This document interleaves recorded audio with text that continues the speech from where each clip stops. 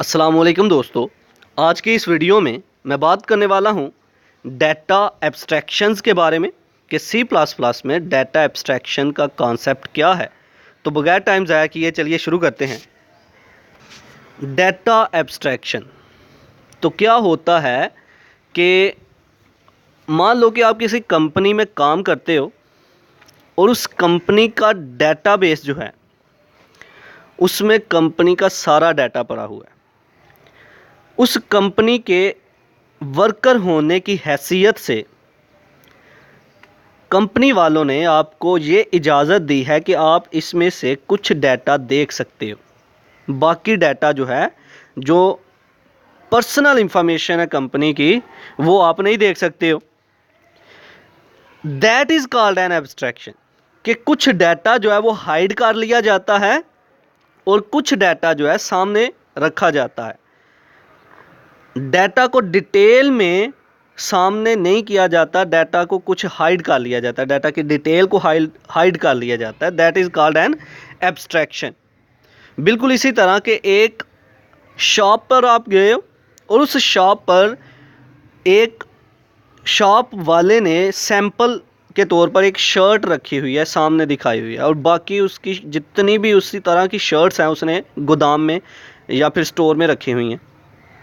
आप सिर्फ सैंपल को देख रहे हो, इसके पीछे कितना डाटा पड़ा हुआ है, कितनी शर्ट्स पड़ी हुई हैं, आपको नहीं पता।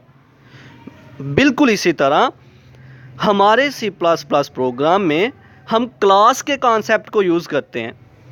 क्लास में हम कुछ डाटा को प्राइवेट रखते हैं, कुछ डाटा को हम पब्लिक रखते हैं, कुछ को प्रोटेक्टेड रखते हैं। जो प्राइवेट मेंबर होते हैं वो हाइड कर लिए जाते हैं, वो डाटा को हाइड कर लेते हैं, प्राइवेट मेंबर फंक्शंस को हाइड कर लेते हैं। जो पब्लिकली होते हैं वो शो होते हैं। तो डाटा एब्स्ट्रैक्शन क्या है कि हाइड कर लेना डाटा को, डिटेल में हम नहीं बताते हैं डाटा के बारे में। तो क्लास एक बेस्ट एग्जांपल है हमारे सी प्लस प्लस प्रोग्राम में डाटा एब्स्ट्रैक्शन की, कि जहाँ पर हम जब अपनी क्लास को प्राइवेट कर लेते हैं तो हमारे जितने भी मेंबर फंक्शंस होते हैं वो सारे के सारे हाइड हो जाते हैं। तो चलिए इसको लफ्जी तौर पर पढ़ते हैं। Point number 1, data abstraction increases the power of programming language by creating user defined data type. User defined data type मतलब जो यूज़र डाटा टाइप बनाता है, यूज़र जो प्रोग्रामर जो है जो डाटा टाइप बनाता है, उसकी परफॉर्मेंस को इंक्रीज़ करने के लिए डाटा एब्स्ट्रैक्शन को हम यूज़ करते हैं। Data abstraction also represents the needed information in the program without presenting the detail। जिस इंफॉर्मेशन की हमें ज़रूरत होती है डाटा एब्स्ट्रैक्शन का कॉन्सेप्ट यूज़ करते हुए हम वही इंफॉर्मेशन जो है शो करवाते हैं, डिटेल में नहीं जाते, बाकी इंफॉर्मेशन हाइड कर ली जाती है। Number 2, for example a database system hides certain detail of how data is stored and created and maintain.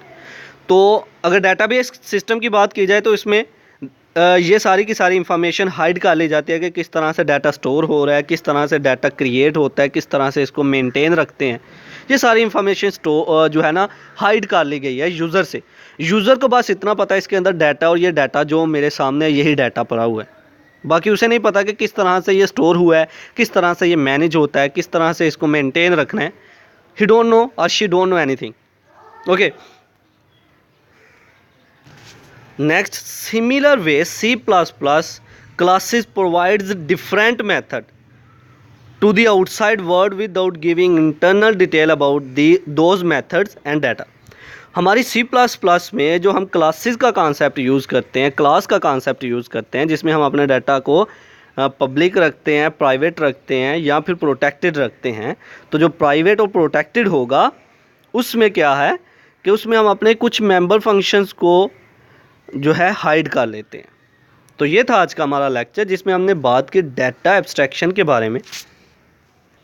I hope कि आपको मेरी ये वीडियो पसंद आई होगी। Like this video, share this video and comment below this video if you have any question. Thanks for watching. Subscribe focus group. अल्लाह हाफिज़।